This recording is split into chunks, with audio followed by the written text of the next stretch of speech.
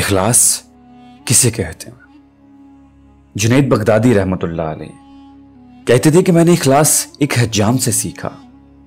میرے ایک استاد نے کہا کہ تمہارے بال بہت بڑھ گئے ہیں، اب کٹوا کے آنا۔ پیسے نہیں تھے میرے پاس۔ حجام کی دکان کے سامنے پہنچا تو وہ گاہک کے بال کاٹ رہا تھا۔ عرض کی، چچا اللہ کے نام پہ بال کاٹ دو گے؟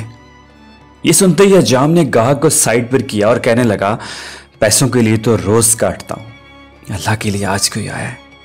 اب ان کا سر چوم کر کرسی پہ بٹھایا، روتے جاتے اور بال کاٹتے جاتے۔ حضرت جنید بغدادی نے سوچا کہ زندگی میں جب کبھی پیسے ہوئے تو ان کو ضرور کچھ دوں گا۔ عرصہ گزر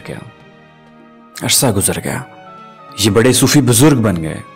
ایک دن ملنے کے لیے گئے، واقعہ یاد دلایا اور کچھ رقم پیش کی تو حجام کہنے لگا، جنید تو اتنا بڑا صوفی ہو گیا، تجھے اتنا نہیں پتا چلا کہ جو کام اللہ کے لیے کیے جائے اس کا بدلہ مخلوق سے نہیں لیتے۔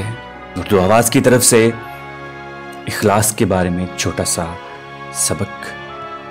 اگر پسند آئے تو کمنٹس ضرور کیجیے گا، شیئر کیجیے گا۔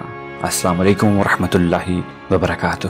اگر آپ نے ہمارا چینل سبسکرائب نہیں کیا تو کائنڈلی اس کو سبسکرائب کیجیے اور بیل آئیکن کو پریس کیجیے تاکہ آپ ہماری مزید آنے والی ویڈیوز کو دیکھ سکیں۔